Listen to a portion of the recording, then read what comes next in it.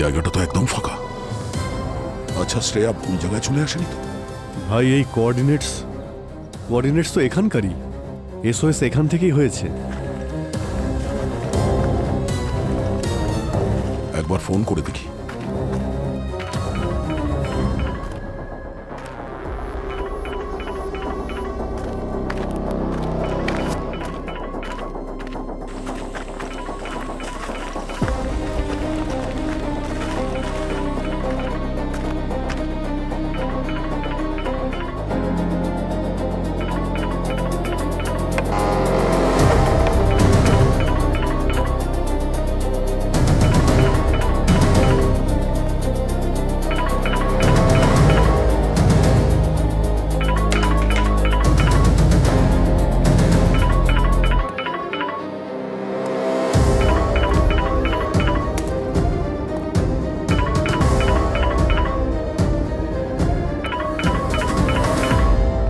শ্রেয়ার phone. Sir, ফোনটা তো ভেঙে গেছে দেখছি। স্যার, এমনটা হয়নি তো যে শ্রেয়া সরলাকে বাঁচাতে এসেছিল, সরলার স্বামী শ্রেয়ার উপর আক্রমণ করে আর হাতাহাতিতে এই ফোনটা ভেঙে গেছে? রবি, জানি না এক্স্যাক্টলি এখানে কি হয়েছিল, কিন্তু এখানে শ্রেয়া সরলা কেউই তো নেই। দুজনকেই খুঁজতে হবে। এ আপনারা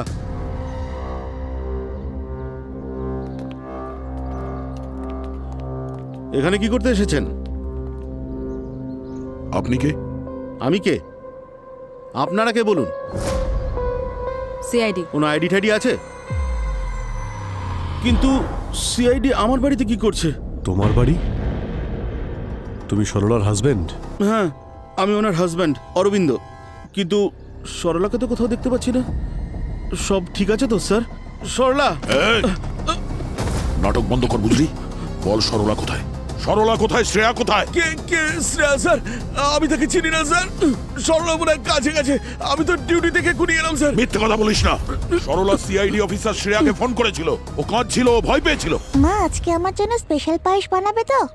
আচ্ছা ঠিক আছে, তাই হবে, প্রমিস।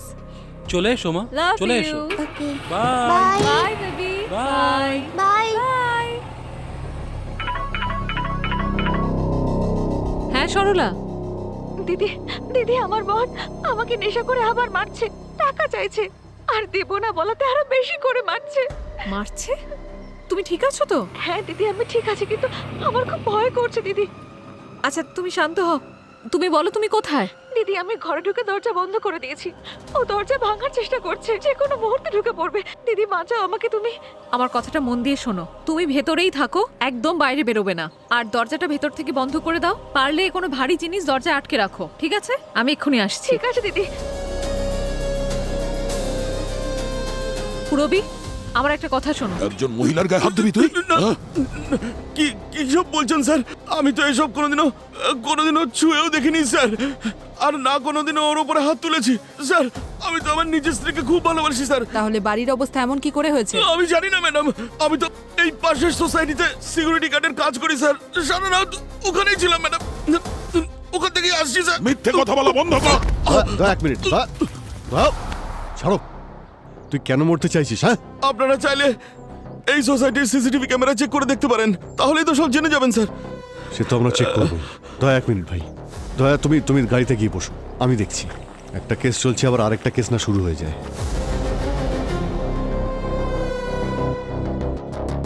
স্যার, হ্যাঁ, স্যার, সরলাকে তো ফোনে পাচ্ছি না স্যার। ও নিজের ফোন তো কখনো সুইচ অফ করে রাখে না স্যার। ওর নিশ্চয়ই কিছু একটা হয়েছে। প্লিজ স্যার, আমার স্ত্রী আর আমার বাচ্চাকে বাঁচান স্যার। বাচ্চা? হ্যাঁ স্যার, ও প্রেগনেন্ট স্যার। ওর নাম্বার দাও আর ওর ছবি দাও, ঠিক আছে? দয়া স্ট্রেস নিও না, শ্রেয়াকে পেয়ে যাবো, ওকে আমরা ঠিক খুঁজে বের করবো। এই সরলা, ওর লোকেশনটা এখানেই দেখাচ্ছে। ফোন সুইচ অফ হওয়ার আগে ওর লাস্ট লোকেশন এখানেই ছিল। ক্রাইম টিপ? আগেও এখানে ক্রাইম হয়েছিল নাকি? মনে হচ্ছে পাওয়ার অফ। অভিজিৎ হতে পারে এই ক্রাইম সিন ঘেরাটোপের আড়ালে। এখানে কোনো অপরাধমূলক কাজ হচ্ছে।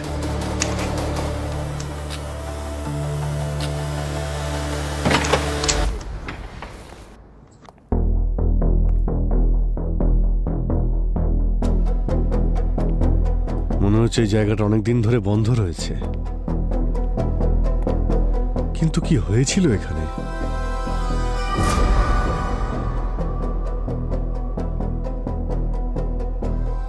অভিজিৎ, এই দরজায় ক্রাইম সিনের ঘেরাটোপ আর এখানে এই পুলিশ মার্কার। তুমি ঠিকই বলছিলে, এটা ক্রাইম সিনই। কোনো ইনভেস্টিগেশন হয়েছে এখানে?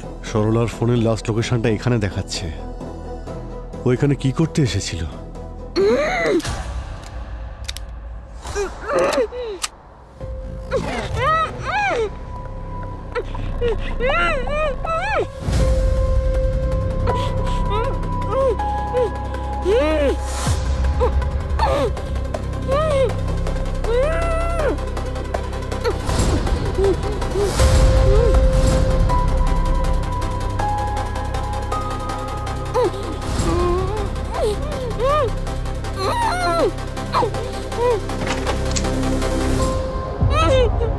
আরে সরলা,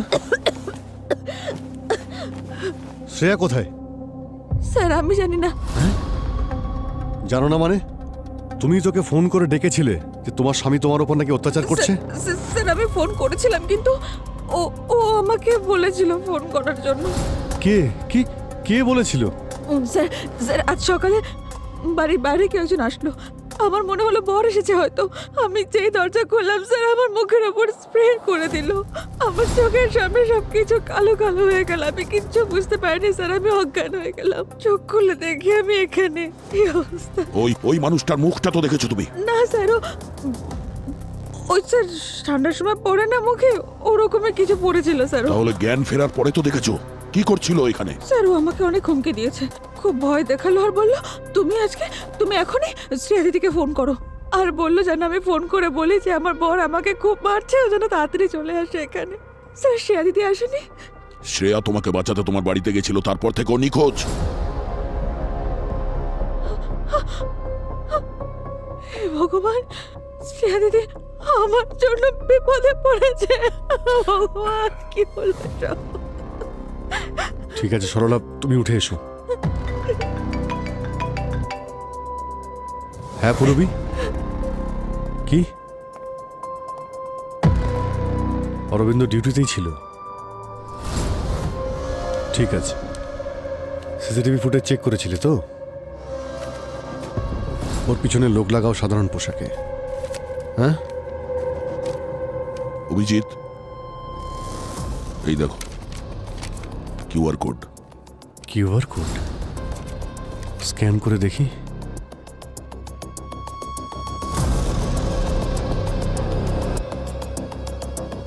এ তো টাইমার স্টার্ট হয়েছে আর কাউন্টডাউন তো উল্টো চলছে। হ্যাঁ, ব্যাপারটা কি? এটা যখন জিরোতে পৌঁছবে তখন কি হবে? সেটাই তো জানি না অভিজিৎ। আর যাই হোক না কেন, আমাদের জন্য এটা ওয়ার্নিং। এই কিডন্যাপার সবকিছু টাকার জন্য করছে না, অন্য কোনো উদ্দেশ্য আছে। বিরাট বড় গেম খেলছে আমাদের সঙ্গে। স্যার একবার শুধু শ্রেয়া ফিরে আসুক। স্যার ওই কিডন্যাপাররা কিছু করে দেয়নি তো ওকে? ও ঠিক আছে তো? ও ঠিক আছে দয়া, ওর কিচ্ছু হবে না। ওই কিডন্যাপার শ্রেয়াকে কিডন্যাপ করার এত বড় প্ল্যান যখন বানিয়েছে, তাহলে কারণ ছাড়া ওর কোনো ক্ষতি করবে না। ও নিশ্চয়ই শ্রেয়ার মাধ্যমে আমাদের কাছে কিছু চাইছে, আর যতক্ষণ না ওর ডিমান্ড ফুলফিল হবে শ্রেয়ার কোনো ক্ষতিও করবে না। স্যার হ্যাঁ স্যার, এই ভিডিও কোনো নাল রুটার সাইট থেকে পোস্ট করা হয়েছে। আমি এটার অরিজিন ট্রেস করার চেষ্টা করছি, কিন্তু স্যার এর আইপি অ্যাড্রেস প্রত্যেকটা সেকেন্ডে জাম্প করছে, রিরাউট হচ্ছে। স্যার একটু সময় লাগবে ট্রেস করতে। না পুরবি, আমাদের হাতে সময় নেই, আমাদের শ্রেয়াকে বাঁচাতে হবে। স্যার হ্যাঁ সরলার ল্যাব রিপোর্ট চলে এসছে স্যার। ওকে সোলোরোফর্ম আর ইথনজলের ওভারডোজ দেওয়া হয়েছে। এই কিডন্যাপিংটা অরবিন্দ আর সরলার কাজ হতে পারে না, এর পেছনে অন্য কেউ আছে।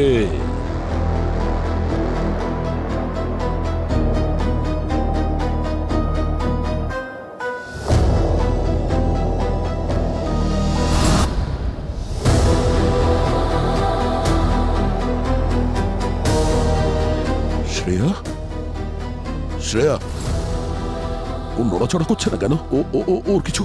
দয়া দয়া, শ্রেয়ার কিছু হয়নি। আর দেখো না, ওর শ্বাস চলছে তো। পূর্বী, ওই স্পিকারের আইকনের ওপর তুমি একটু ক্লিক করো তো। স্যার ওখানে একটা ওয়েব ক্যাম লাগানো আছে আর ভিডিওটা এনক্রিপ্টেড মনে হচ্ছে। তার মানে স্যার আমরা শ্রেয়াকে শুনতে পারবো আর শ্রেয়া আমাদের। শ্রেয়া, শ্রেয়া তুমি আমাদের কথা শুনতে পাচ্ছ? আমাদের আওয়াজ শুনতে পাচ্ছ?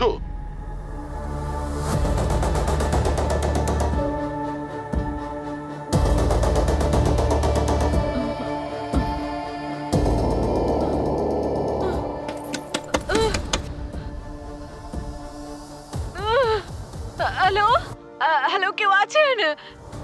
বাইরে বের করুন, বাঁচাও! কেউ আমার কথা শুনতে পাচ্ছেন? শ্রেয়া, দুশ্চিন্তা করো না, শান্ত হও। দেখো, আমি এসিপি বলছি, আমরা সবাই এখানে আছি। স্যার, স্যার আমি কিছু দেখতে পাচ্ছি না স্যার। স্যার আপনি কোথায় স্যার? আমি কোথায় স্যার? স্যার আমাকে এখান থেকে বের করুন প্লিজ। দেখো শ্রেয়া, তুমি আমাদের দেখতে পাচ্ছ না কোনো ব্যাপার না, কিন্তু আমরা তোমাকে দেখতে পাচ্ছি। তোমার কথা আমরা শুনতে পাচ্ছি, আর আমাদের কথাও তুমি শুনতে পাচ্ছ তো? দেখো শ্রেয়া, টেনশন করো না, চিন্তা করো না, আমরা তোমার কোনো ক্ষতি হতে দেব না, বুঝেছো? এবার শুধু এটা বলো, কি হয়েছিল? স্যার আমার কিছু মনে পড়ছে না। আমি সরলার বাড়িতে গেছিলাম আর আমার উপর কেউ অ্যাটাক করে কেমিক্যাল স্প্রে দিয়ে, আর তারপর চারিদিকে অন্ধকার হয়ে যায়। আমার কিছু মনে পড়ছে না স্যার। স্যার, স্যার আমাকে এখান থেকে বের করুন। শ্রেয়া, জ্ঞান হারানোর আগে তুমি ওখানে কিছু তো দেখেছো? ওই লোকটার মুখ কিংবা ওর বডিতে কোনো ট্যাটু কিংবা ওর আওয়াজ, যাতে আমাদের কোনো সুবিধা হয়? স্যার সবকিছু খুব তাড়াতাড়ি হয়ে গেছে, আমার কিচ্ছু মনে পড়ছে না। শ্রেয়া, এটা কিভাবে সম্ভব? তুমি একজন CID officer, you trained for this. Daya, আস্তে আস্তে। শ্রেয়া, শ্রেয়া, তুমি ভয় পেও না, একটু রিল্যাক্স হয়ে যাও। তুমি কনসেন্ট্রেট করো। আশেপাশে কোনো শব্দ শুনতে পাচ্ছ? ট্রেনের শব্দ, গাড়ির শব্দ, কোনো মেশিনের শব্দ, ছোটোখাটো আওয়াজও আমাদের সাহায্য করতে পারে শ্রেয়া।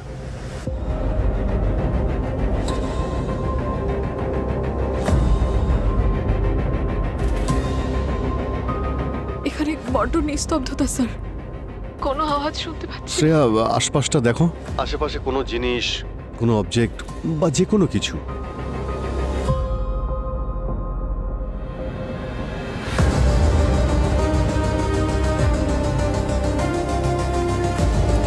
বোধহয় একটা জলের বোতল আছে।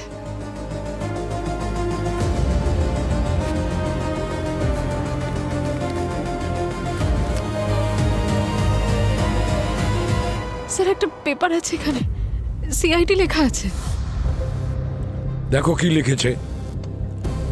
স্যার এতে কিছু একটা লেখা আছে। তাহলে পড়ে বলো আমাদের। তুমি তুমি একটা বাক্সতে বন্দি, তোমাকে জ্যান্ত কবর দেওয়া হয়েছে 6 গজ এর মাটির নিচে। অক্সিজেন সাপ্লাই আর মাত্র 7 ঘন্টা থাকবে। তোমার নিঃশ্বাস নেওয়ার ওপর ডিপেন্ড করবে 7 ঘন্টা যথেষ্ট কিনা। সিআইডি যদি তোমায় বাঁচাতে চায় তাহলে আমি যেমনটা বলছি এমনটাই করতে হবে। একটা ক্লোজড কেসকে আবার ওপেন করতে হবে। এই কেসে যে লোকটাকে খুনের শাস্তি দেওয়া হচ্ছে তাকে নির্দোষ প্রমাণ করতে হবে, আর তাকে জেল থেকে বের করে আনতে হবে। সময় নষ্ট করো না, প্রত্যেকটা সেকেন্ড শ্রেয়াকে মৃত্যুর দিকে নিয়ে যাচ্ছে। Case number 147 by 2025। 1472025। আমি মরে যেতে চাই না, দয়া স্যার। শ্রেয়া, ভয় পেও না, আমরা আছি তোমার সঙ্গে, তোমার কিচ্ছু হতে দেবো না আমরা। যদি আবার কিছু হয়ে যায়, আমার মেয়েটাকে একটু আপনারা সামলে রাখবেন প্লিজ। আমি ছাড়া ওর তো আর কেউ নেই স্যার। আপনারা সবাই আমার ফ্যামিলির মতো, প্লিজ ওর খেয়াল রাখবেন আপনারা। শ্রেয়া, আর এই ধরনের কথা বলবে না, বললাম না আমরা তোমাকে খুঁজে বার করবো, তোমার কিচ্ছু হবে না। পূরবী, পঙ্কজ, ওই কিডন্যাপার শ্রেয়াকে সরলার বাড়ি থেকে এখানে নিয়ে যেতে কোনো না কোনো গাড়ির ব্যবহার নিশ্চয়ই করেছে। তোমরা সরলার বাড়িতে যাও, আশেপাশে খোঁজ নাও, নেবারদের জিজ্ঞেস করো, সিসিটিভি ফুটেজ চেক করো, দেখো যদি কিছু জানতে পারো। অভিজিৎ, দয়া, স্যার, একটা কাজ করো, এই কেসটাকে খোলো 1472025 কে। যদি কিডন্যাপার চায় না যে ওই খুনিকে নির্দোষ প্রমাণ করবে, তাহলে আমরা তাকে সাহায্য করব। যদি আমাদের শ্রেয়াকে বাঁচাতে হয় তবে। ইন্সপেক্টর সাহেব, আমাদের কাজ একটু তাড়াতাড়ি করে দেবেন। মানছি যে কেসটা একটু পুরনো, কিন্তু আমাদের কাছে প্রত্যেকটা সেকেন্ড ইম্পর্টেন্ট। আরে দয়া স্যার, এই কেসটা তো অনেকদিন আগে বন্ধ হয়ে গেছে, তাহলে এত আর্জেন্সির কারণটা কি ভাই? একজন সিআইডি অফিসারের জীবন যেতে চলেছে, এর থেকে আর্জেন্ট কিছু আছে? আরে ফাইল এখনো পর্যন্ত নিয়ে এলো না। আরে ফাইল আনতে কত সময় লাগে? 3 মাস আগে আননোন নাম্বার থেকে কল আসে। সেই কলার বলেছিল যে ওয়াসাই ব্রিজের কাছে কাউকে কিছু বেশ বড় কিছু মানে হেভি জিনিস ছুঁড়ে ফেলতে দেখেছে, আর সে আমাকে কারের নাম্বারটাও বলে দিয়েছিল। এই যে নাম্বারটা। হ্যাঁ স্যার, আমাদের টিম সঙ্গে সঙ্গে পৌঁছে যায়, ওই কারটাকে ব্রিজের কাছে আটকে দেয়। ড্রাইভারের নাম ছিল গগন। এই কাঁচটা নিচে নামা, নিচে নামা কাঁচ। কোত্থেকে আসছিস? লাইসেন্স আছে? চল ডিকি খোল, ডিকি খোল। আসলে স্যার ও খুব কনফিউজড ছিল, একটু নাটকও করছিল। ও ভাবছিল যে আমরা হয়তো কিছু বুঝছি না। যেই আমরা কারের ডিকিটা খুলেছিলাম, প্রমাণও আমরা পেয়ে গেছিলাম। মেয়েদের হাতের ওই কাঁচের চুড়ি, সেই টুকরোগুলো, আরও কিছু কিছু জিনিস। এই দেখুন স্যার। এইগুলো সব গাড়ির ডিকিতে পেয়েছেন আপনি? হ্যাঁ স্যার। তারপর আমরা গগনের বাড়িটাকে তল্লাশি করি। সেই সময় চারিদিকে রক্ত আর রক্ত, মেঝেতে রক্ত, দেওয়ালে রক্ত, চারিদিকে। আর ওই বাড়ির ওয়াশিং মেশিনে পর্যন্ত গগনের জামা কাপড় রক্তে ভেজা ছিল। এই যে, এই নিন স্যার।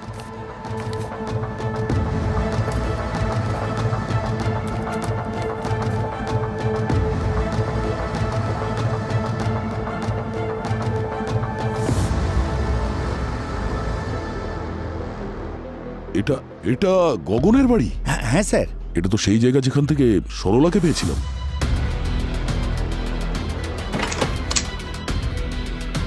সেই জন্যই ওখানে ক্রাইম টেপ লাগানো ছিল। ওই বাড়িটা গগনের কেসের ক্রাইম সিন ছিল। স্যার, গগনের স্ত্রী সোনাক্ষী সেই রাত থেকে নিখোঁজ ছিল, আর মাত্র 1 মাস আগেই ওদের বিয়ে হয়েছিল। ফরেন্সিক রিপোর্টে কি পেয়েছেন? স্যার, সোনাক্ষীর টুথব্রাশ আর হেয়ার ব্রাশ ডিএনএ স্যাম্পেলের জন্য নেওয়া হয়েছিল, ম্যাচ করানোর জন্য। ওই বাড়িতে পাওয়া রক্ত আর ওই গাড়িতে পাওয়া রক্তের সঙ্গে ওর ডিএনএ ম্যাচ করে যায়। ওই বডিটা আমরা খুঁজে পাইনি স্যার, আজও পর্যন্ত পাইনি। প্রমাণ এতটাই স্ট্রং ছিল যে কোর্ট বডি না পেলেও গগনকে দোষী প্রমাণ করে শাস্তি দিয়ে দেয়। একটু ওই ফাইলটা দিন তো, কেস ফাইল। হ্যাঁ প্লিজ। Thank you. গগন কিছু কি বলেছে? এই সব কিছুর পিছনে মোটিভ কি ছিল? স্যার, সোনাক্ষীর বাবা মারা স্টেটমেন্ট দিয়েছেন গগন নাকি পণ চাইতো, মানে অনেক কিছু চাইতো আর কি। আর নতুন গাড়ি পাওয়ার জন্য ঝগড়া করতো, এমনকি নিজের স্ত্রীকেও মারধরও করতো নাকি। আর স্যার, যখন এই নিয়ে পুলিশে কমপ্লেন করা হলো, তখনই গগন নিজের স্ত্রী সোনাক্ষীকে মেরে ফেলেছিল। এই ফাইলে গগনের কনফেশন নেই? না স্যার, গগন কখনো কনফেসই করেন। ওর এটা পর্যন্ত মনে নেই যে যখন ওর জ্ঞান ফিরেছিল ও ব্রিজের কাছে কেন গিয়েছিল। ও এটাও বুঝতে পারেনি যে ওর সাথে কি হচ্ছে। ওর কিচ্ছু মনে নেই স্যার, কিচ্ছু বলতে পারেনি স্যার। যদি গগন মিথ্যে কথা না বলে, হতে পারে কেউ ওকে ফাঁসাচ্ছে। গগনের ফ্যামিলি ব্যাকগ্রাউন্ড, কোনো রিলেটিভ? আচ্ছা স্যার, ওর বাবা মা আছে, সবসময় ওর পাশেই থাকে। ওরা সবসময় বলে ওর ছেলে নির্দোষ, কিন্তু তাতে কোনো লাভ হয়নি। কি মনে হয় দয়া, গগনের বাবা মা এসব করছে না তো নিজের ছেলেকে নির্দোষ প্রমাণ করার জন্য? কিছু বলা যাচ্ছে না অভিজিৎ। যদি কোনো বাবা তার ছেলের জন্য সিআইডি কে চ্যালেঞ্জ করতে পারে, তাহলে হতে পারে ওর মাথায় গন্ডগোল আছে, না হলে খুব কষ্টে আছে। বাঁচাও এসপি স্যার, দয়া স্যার, আমি নিঃশ্বাস নিতে পারছি না স্যার। শ্রেয়া, চিৎকার করো না, ওখানে শোনার কেউ নেই। ফর নাথিং নিজেকে ক্লান্ত করো না, হাঁপিয়ে উঠবে। Yes sir. হ্যাঁ পুরবি। স্যার, সরলার বাড়ির আশেপাশের লোকজন বলছিল যে ওরা আজ সকালে সরলার বাড়ির পাশ থেকে 3টে গাড়ি বেরোতে দেখেছে। একটা ব্লু টেম্পো, একটা ব্ল্যাক কালারের এসইউভি আর একটা লাল কালারের সেডান। আর স্যার, কেউই গাড়ির নাম্বার প্লেট দেখেনি, যাতে আমরা কোনো রকম লিড পেতে পারি। পুরবি, একটা কাজ করো, ওই বস্তি যে এরিয়াতে আছে ওই এরিয়ার সমস্ত এক্সিট পয়েন্ট বন্ধ করো। দ্বিতীয়ত, ওখানে যে দোকানগুলো আছে, বাস স্টপ আছে, হয়তো ওখানে সিসিটিভি ক্যামেরা লাগানো আছে, তাহলে সেটার ফুটেজ চেক করো। হতে পারে ওই 3টে গাড়ির নাম্বার পেয়ে যেতে পারি আমরা। Okay sir. স্যার, হ্যাঁ স্যার গগনের কেস ফাইল। ঠিক আছে, তুমি যেতে পারো। গগন, তার মানে সেই কেসটা যার কারণে শ্রেয়া কিডন্যাপ হয়েছে? হ্যাঁ সালুখে, এটা সেই কেসটা। আমার মনে হয় এই কেসটায় সিআইডির সঙ্গে কোনো না কোনো কানেকশন আছে। সেটা লিঙ্কটাকে আর সূত্রটাকে আমরা খুঁজে বের করবই। হ্যাঁ অভিজিৎ, স্যার আমরা লোকাল পুলিশের সঙ্গে কথা বলেছি, কিন্তু সমস্ত প্রমাণ তো গগনের বিরুদ্ধেই স্যার। মনে হচ্ছে আমাদের এই কেসটা ওপেন করতে হবে। একদম ঠিক কথা বলেছো তুমি অভিজিৎ, আমারও তাই মনে হয়। আরও একটা কথা স্যার, এই গগনের মা বাবা কোর্টের রায় মানতে চায় না। ওদের বক্তব্য যে ওদের ছেলে নির্দোষ। এই গগনের বাবা একজন রিটায়ার্ড কম্পিউটার ইঞ্জিনিয়ার স্যার। আমার মনে হচ্ছে যে শ্রেয়ার কিডন্যাপে ওনারই হাত আছে, যাতে উনি এই কেসটাকে আবার খোলাতে পারেন সিআইডির ওপরে প্রেশার দিয়ে। আচ্ছা, স্যার আমরা ওর বাড়িতে গিয়েছিলাম, কিন্তু ওখানকার নেইবাররা বলল গগনের মায়ের 1 মাস আগে মৃত্যু হয়েছে, আর গগনের বাবা হরিদ্বারে গেছে অস্থি বিসর্জন করতে। কিন্তু তারপর থেকে উনি আর ফিরেই আসেননি। আমরা ওর বাড়ির ভিতরে গেলাম, কিন্তু কোনো ক্লু পেলাম না স্যার, যাতে এটা জানা যায় যে ওর বাবার লোকেশন ঠিক কোথায়। গগনের বাবা কম্পিউটার ইঞ্জিনিয়ার নিখোঁজ হয়ে গেছে। স্যার এখন আমরা গগনের সঙ্গে দেখা করতে জেলে যাচ্ছি। দেখতে হবে এই ব্যাপারে ও কিছু জানে কিনা। হতে পারে এই বাপ ছেলে মিলে এই খেলাটা খেলছে। ঠিক আছে অভিজিৎ। বস, যদি এই কিডন্যাপারটা ঠিক হয় তাহলে প্রমাণ হচ্ছে যে একজন নিরপরাধী জেল খাটছে। এমনটাও তো হতে পারে শাহরুখে, যে কেউ আমাদেরকে ইউটিলাইজ করতে চাইছে একজন অপরাধীকে জেল থেকে মুক্ত করতে।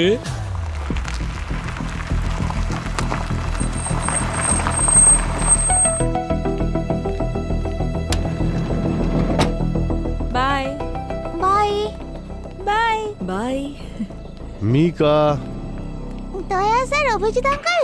ইয়া আমরা এখান থেকে যাচ্ছিলাম আর আমার মনে হলো মিকা স্কুল থেকে এখান দিয়েই যায়, তাই ভাবলাম তোমাকে আজকে আমরা পিক করি। মা কোথায়? আমাকে ড্রপ করে মা তো অফিসে চলে গেল। মা ঠিক আছে তো? হ্যাঁ মা ঠিক আছে বাবু। আচ্ছা, আমি বুঝে গেছি। মা আমার জন্য বাড়িতে পায়েস রান্না করছে, সকালেই বলেছিলাম মাকে। আর এই পায়েসের কথাটা আমরা কিন্তু সবাই জানি, তোমার মা আমাদের বলেছে। আজ যখন ও অফিস থেকে বেরোচ্ছিল তোমার জন্য পায়েস বানাতে, তখনই হঠাৎ করে ওর একটা ফোন আসে। এই সময় তোমার মা একটা ইম্পর্টেন্ট মিশনে আছে, আজকে আসতে একটু লেট হবে। আবার মা আমাকে প্রমিস করেছিল যে স্পেশাল পায়েস বানাবে, মা নিজেই বলেছিল। হ্যাঁ বাবু, তুমি তো জানো যে তোমার মা প্রমিস করলে সেটাকে পূরণ করে। আজও আসবে, প্রমিস পূরণ করবেও। প্রমিস তো দয়া স্যার। হ্যাঁ বাবু, প্রমিস। তোমার মা নিশ্চয়ই ফিরে আসবে, মানে আমি বলছি যে নিশ্চয়ই ফিরে এসে তোমার জন্য ওই স্পেশাল পায়েসটা বানাবে। আচ্ছা মিকা, তুমি এখন বাড়ি যাও, তোমার মা না আসা পর্যন্ত সরলা আন্টি তোমার সঙ্গে থাকবে। সরলা, মিকার খেয়াল রেখো। হ্যাঁ sir. Bye Mika. Bye. Officer, yes sir. এখানে সন্দেহজনক কিছু দেখলে ফোন করবে, ঠিক আছে? Yes, sir. অ্যালার্ট থেকো। Okay sir.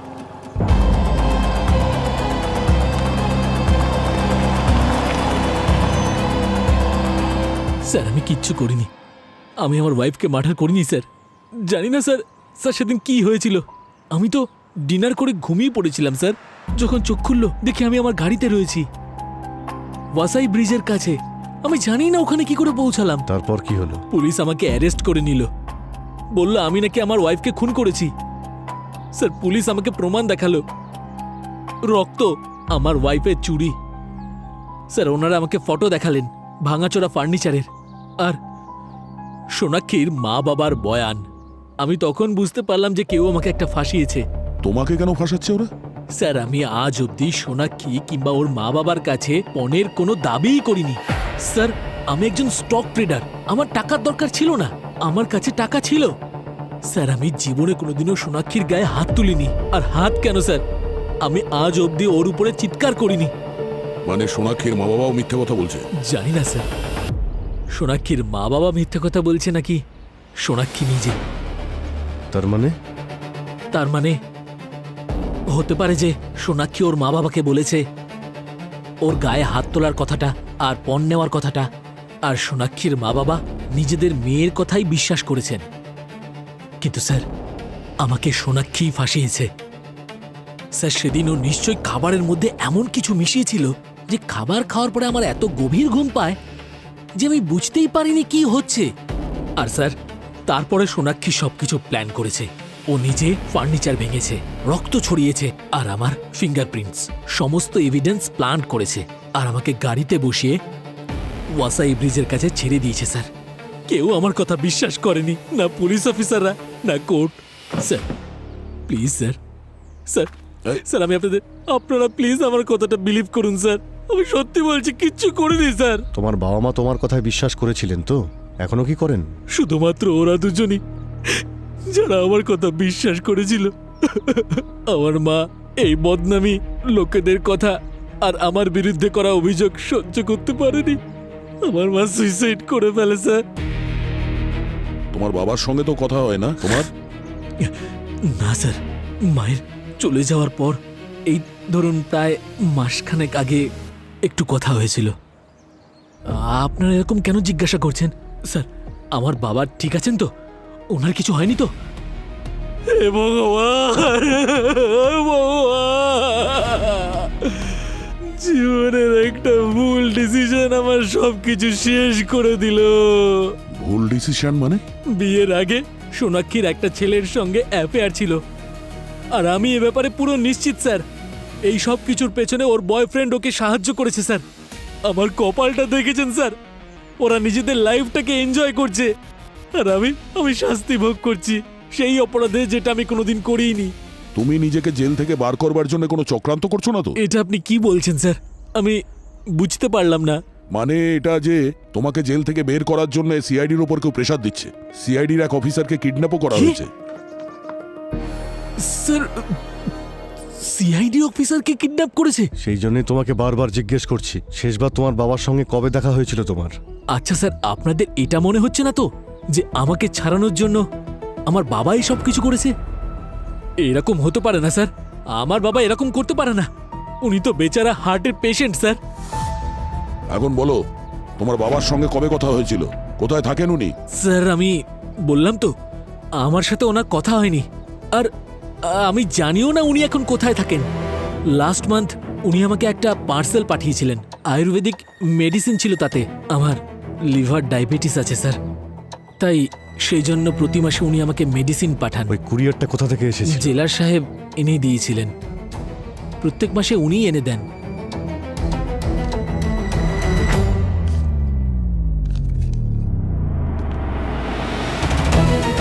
ডক্টর সালুকে কিছু পেয়েছেন? এমন কিছু যাতে আমরা প্রমাণ করতে পারি যে গগন তার স্ত্রীকে খুন করেনি? না ভাই, সমস্ত এভিডেন্স এই কথাই বলছে যে গগনই সোনাক্ষীকে মেরেছে। এটা কিভাবে সম্ভব স্যার? গগন বারবার বলছে যে ওকে ফাঁসানো হয়েছে। স্যার আমাদের এমন কিছু একটা করতে হবে যাতে আমরা প্রমাণ করতে পারি যে গগন কোনোভাবেই সোনাক্ষীকে খুন করেনি। আর তাছাড়া যত তাড়াতাড়ি সম্ভব আমাদের শ্রেয়াকে বাঁচাতে হবে, সময় পেরিয়ে যাচ্ছে। বুঝে উঠতে পারছি না যে এমন মনে হচ্ছে সবকিছু ওই ক্রাইম সিনের মধ্যে যত এভিডেন্স আছে সমস্তটা যেন সাজানো, সবকিছু যেন হাতের কাছে রেখে দিয়েছে সাজিয়ে। এই দেখো ফার্নিচার, এই চুড়ি, এই দেখো রক্তের ছাপ, সব যেন আমরা সহজেই পেয়ে যাই। হ্যাঁ স্যার, গগন তো বলছেই যে ওর স্ত্রী প্ল্যান করেছিল ওকে ফাঁসানোর জন্য। অনেকবারই অপরাধীরা কোনো না কোনো ভুল করে, আর একটা ভুল লুকোতে ওরা অনেকগুলো ভুল করে বসে। সালুকে একটা কাজ করো, হ্যাঁ তুমি আবার ক্রাইম সিনে যাচ্ছ তো, তখন নিজের ফরেন্সিক আই ভিউ দিয়ে ভালো করে দেখবে, দেখো কিছু পাওয়া যায় কিনা। আর যদি কিছু পাওয়া যায় খুব তাড়াতাড়ি আমাকে জানাবে। ঠিক আছে বস, হ্যাঁ। আমি যাচ্ছি। হয়তো এই এভিডেন্সের কারণে অন্য কোনো এভিডেন্স পেয়ে যেতে পারে। একদম। এবারে আমাদের টার্গেট এমন ক্রিমিনালকে যার শাস্তি অলরেডি হয়ে গেছে, তাকে নির্দোষ প্রমাণ করে ছাড়বো।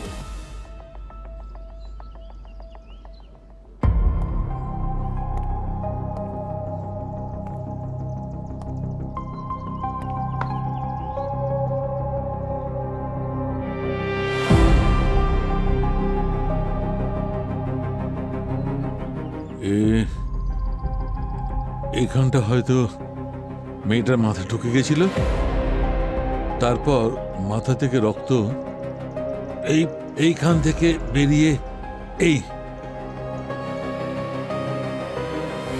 আর এই ঘষতে ঘষতে এখানে এসেছিল। এটা হয়তো ওর পায়ের চিহ্ন, আর ও এইদিকে গেছিল এই।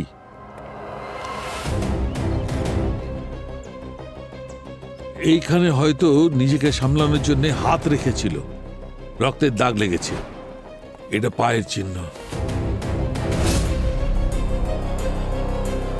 এখানে কোনো গন্ডগোল আছেই বস।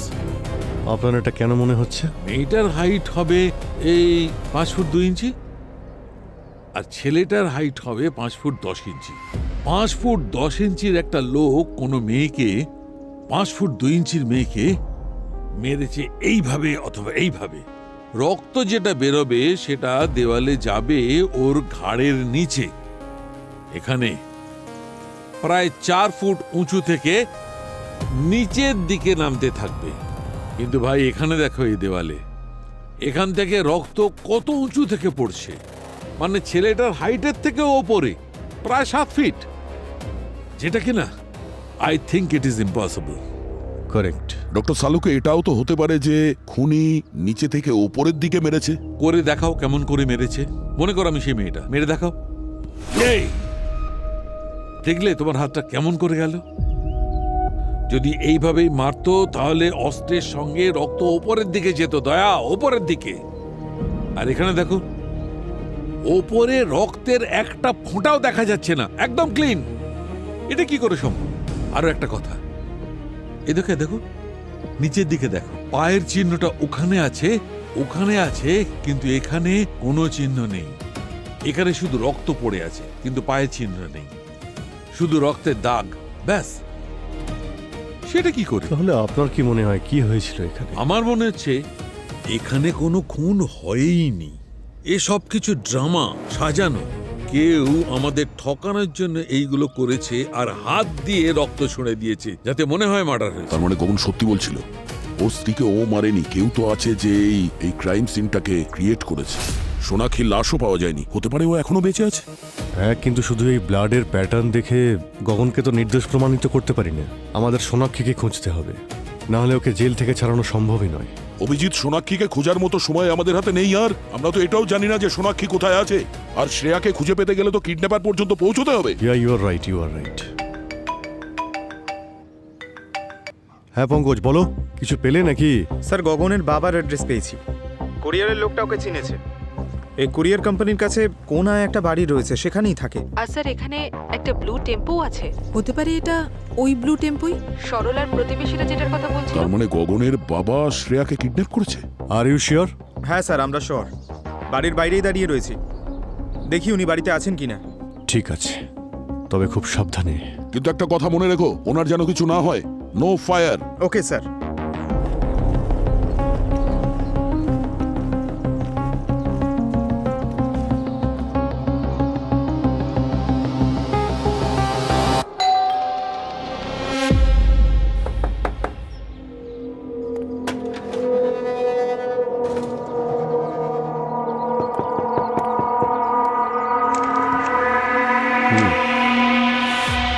সিআইডি, কিছু প্রশ্ন করার আছে। আপনাকে আমাদের সঙ্গে বিউরো যেতে হবে। আপনারা গগনের কেসের ব্যাপারে এসেছেন না? হ্যাঁ। 1 মিনিট।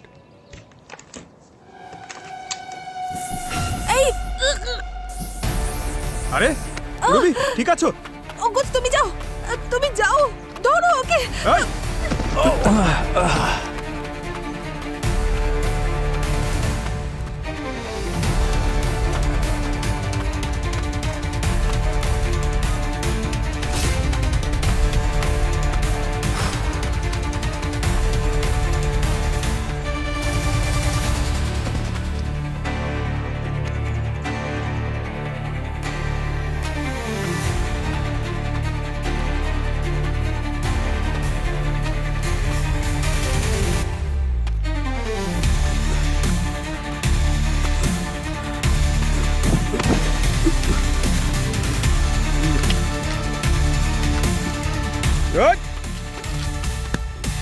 নাটক করছিস? ছাড় এটা। হ্যাঁ, কোথায় পালাচ্ছিলিস? বিপির ওষুধ? ওঠ! পঙ্কজ, এটা ওর হার্ট আর বিপির ওষুধ। খেয়েছে নাকি? হ্যাঁ, জল জল জল। জল জল নিয়ে এসো। আরে জল। এক সেক। আরে পুরবি পুরবি। স্যার স্যার স্যার, এক মিনিট।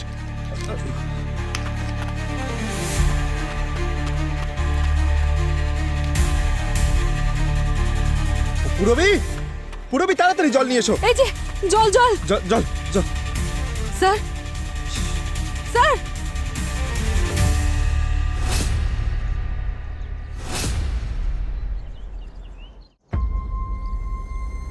স্যার সোনাক্ষীর সার্চ অফিসিয়ালি শুরু হয়ে গেছে স্যার।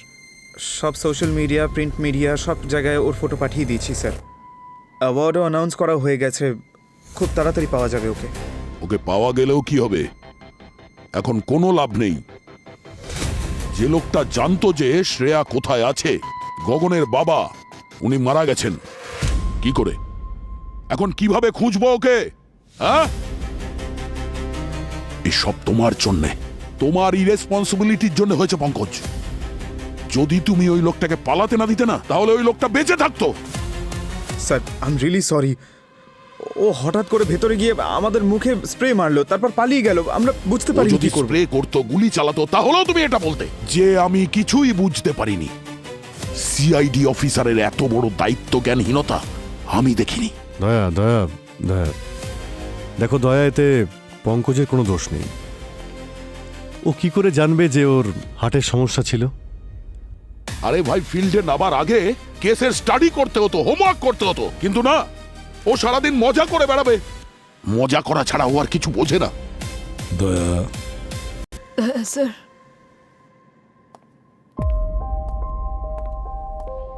আমার মেয়েটাকে আপনি একটু দেখবেন, হ্যাঁ? যদি আমার আমার কিছু হয়ে যায় তাহলে। শ্রেয়া, শ্রেয়া, দেখো, ভেঙে পড়লে হবে না তো। তুমি একজন সিআইডি অফিসার। আচ্ছা, এটা বলো যে তোমার ওখানে আশেপাশে কোনো আওয়াজ শুনতে পাচ্ছ? গান, কোনো স্মেল, যাতে আমাদের সুবিধা হয়।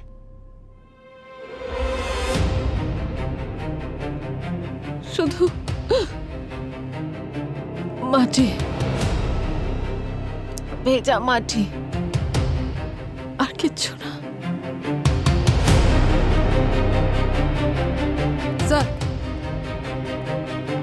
হ্যাঁ পুরবি, স্যার আমরা গগনের বাবা টেম্পো থেকে এটা পেয়েছি। কি? স্যার এটা দেই স্যারের টোল রিসিপ্ট। ওই টেম্পো এই টোল পোস্ট অনেকবার ক্রস করেছে, কিন্তু কোথায় গেছে সেটাই তো বোঝা যাচ্ছে না। ওই টেম্পো থেকে আর কিছু পেয়েছো নাকি? হ্যাঁ স্যার, ওখানে একটা কোদাল পেয়েছি যার গায়ে মাটি লেগেছিল। স্যার হয়তো কোদালটা ব্যবহার করা হয়েছে শ্রেয়াকে কবর দেওয়ার জন্য। শালুকে একটা কাজ করো, আবার মাটিটা নাও আর খোঁজ নাও ওই মাটিটা কোথাকার, কোন এরিয়ার। ওকে ওকে। আর তোমরা সবাই মিলে একটা কাজ করো, দেহিসারের ওই টোল ট্যাক্সের এরিয়াতে যাও। ওই এরিয়ার প্রত্যেকটা জায়গা ভালো করে দেখো, নির্জন এলাকা, ময়দান এলাকা, সব জায়গায়। শ্রেয়াকে ওখানেই বোধহয় লুকিয়ে রেখেছে। খুঁজে বের করো শ্রেয়াকে। খালি হাতে তোমরা ফিরো না।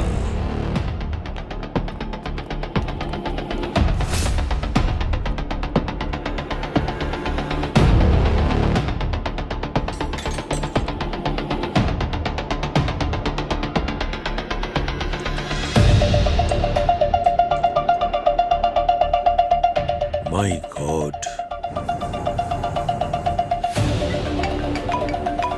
হ্যাঁ ডক্টর সালুখে, দেখো ওই মাটিটা টেস্ট করা হয়ে গেছে, আর এই মাটি থেকে আমি ডেরিয়াম নাইট্রেট আর টেলিমোনিয়াম পাউডারের ট্রেসেস পেয়েছি। আর একটা কথা মনে রেখো অভিজিৎ, ডেরিয়াম নাইট্রেট আর টেলিমোনিয়াম পাউডার বাজি তৈরি করার কাজে লাগে। তার মানে এটা এমন একটা জায়গা যার আশেপাশে বাজি তৈরি হয়। মানে শ্রেয়াকে কোনো বাজি কারখানার আশেপাশে রাখা হয়েছে। এই স্যার চেকপোস্টের কাছাকাছি একটা ইন্ডাস্ট্রিয়াল বেল্ট আছে, খুব ছোট ছোট ইউনিট আছে যারা বাজি তৈরি করে। আর তার আশেপাশে কোনো উর্বর জমি নজরে পড়লে ভালো করে দেখো। স্যার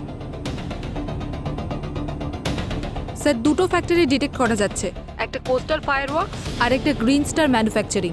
দুটো লোকেশনেই আপনাদের পাঠাচ্ছি। রবি একটা কাজ করো, তোমরা কোস্টাল ফায়ার ওয়ার্কসের দিকে যাও, আর আমি আর দয়া গ্রিন স্টার ফায়ার ওয়ার্কসের দিকে যাচ্ছি। স্যার তাড়াতাড়ি করো অভিজিৎ, তাড়াতাড়ি, আমাদের হাতে মাত্র 10 মিনিট সময় আছে।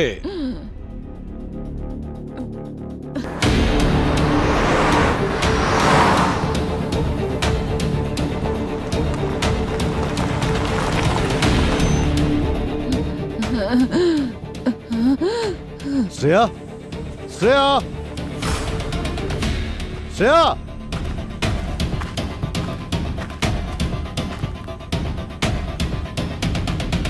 শ্রেয়া, শ্রেয়া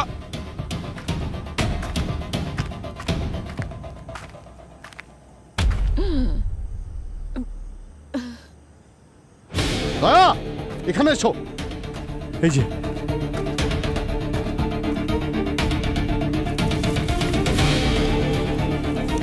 এক মিনিট, আমি কোদালার গাইতে নিয়ে আসছি। তাড়াতাড়ি।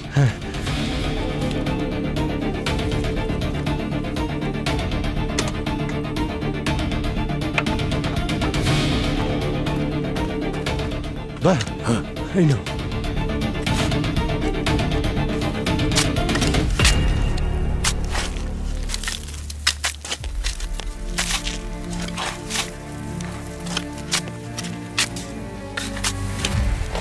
এক মিনিট কত আছে এখানে?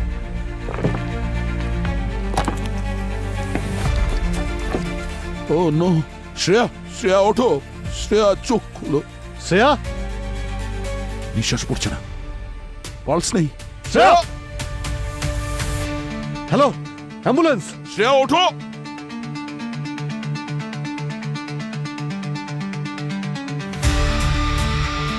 অভিজিৎ,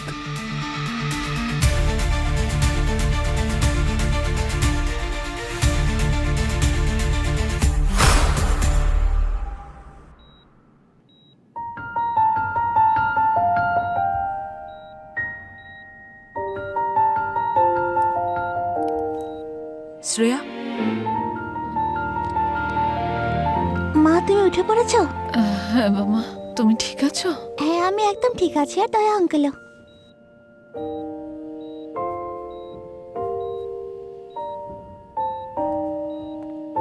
শ্রেয়া, স্যার আপনি? শ্রেয়া, দয়া স্যার 1 সেকেন্ডের জন্য তোমাকে একা রাখেনি, সারা রাত এখানেই ছিল। তুমি ঠিক আছো? হ্যাঁ স্যার। আমার তো মনে হয়েছিল তুমি। আমি কোথাও যাচ্ছি না। কি শ্রেয়া, ঠিক আছো? হ্যাঁ স্যার। তোমার মা কেমন আছে? আমি ঠিক আছি স্যার। গুড। স্যার, ওই গগনা সোনাক্ষীর কোনো খোঁজ পেলেন? কেসটা ক্লোজ হয়ে গেছে দয়া। সোনাক্ষী হিমাচলে ধরা পড়েছে ওর সিক্রেট লাভারের সঙ্গে। দুজনকে অ্যারেস্ট করা হয়েছে। মানে আমাদের সন্দেহটা ঠিকই ছিল। সোনাক্ষী জেনে শুনে ওর স্বামী গগনকে ফাঁসিয়েছিল। আমি কখনোই গগনকে বিয়ে করতে চাইনি, কিন্তু বাড়ির লোকেরা জোর করে ওর সঙ্গে আমার বিয়ে দিয়ে দেয়। ও খারাপ লোক ছিল না, কিন্তু আমি ওকে ভালোবাসতে পারিনি। আমি অন্য কাউকে ভালোবাসতাম আর ওর সঙ্গেই থাকতে চেয়েছিলাম। সেই জন্য আমরা দুজন মিলে ওকে সরিয়ে দেওয়ার প্ল্যান করলাম। আমরা ওর উপর আমার খুনের মিথ্যে কেস করলাম। আমার রক্ত সারা ঘরে ছড়িয়ে দিলাম আর সবকিছু ভেঙে চুরে দিয়েছিলাম। তারপর পালিয়ে গেলাম।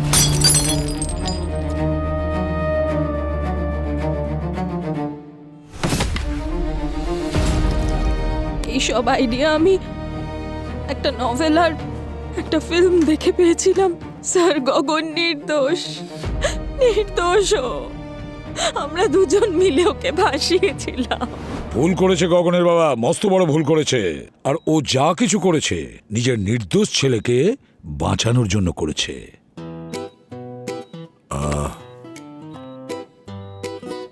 Pankaj, I am very sorry. আমার গতকাল তোমার সাথে ওইভাবে কথা বলা উচিত হয়নি। আমি একটু বেশি উত্তেজিত। আরে স্যার, আপনি আমাকে কেন লজ্জিত করছেন? আরে একজন বুদ্ধিমান ব্যক্তি বলেছেন, সিনিয়রের বকা শুনলেই জুনিয়ররা সিনিয়র হতে পারে। আর সিনিয়র বদমেজাজি হলে আরো তাড়াতাড়ি শিখে যায়। না স্যার, ওই হ্যাঁ, মানালির কেসটা নিয়ে আপনার সঙ্গে একটু কথা ছিল। হ্যাঁ, তাড়াতাড়ি আসুন, গেট ওয়েল স্যার। সুন। ওকে, এসো পঙ্কজ। বাই। বাই। টাটা। হ্যাঁ, আমি আসছি স্যার। এসো। Thank you sir. Please don't mention. যাই হোক, আমি এখন আসছি, পরে আসবো, ঠিক আছে? ওকে। বাই বাবু। তুমি তোমার প্রমিস রেখেছো, থ্যাংক ইউ। কোন প্রমিসটা? মাকে ফিরিয়ে আনার প্রমিস। হো হো। তুমি এরকমই হাসি খুশি থেকো। এটাই আমাদের কাছে সব থেকে বড় রিওয়ার্ড, ঠিক আছে? আর আমি যখন আসবো তখন কিছু নিয়ে আসবো। না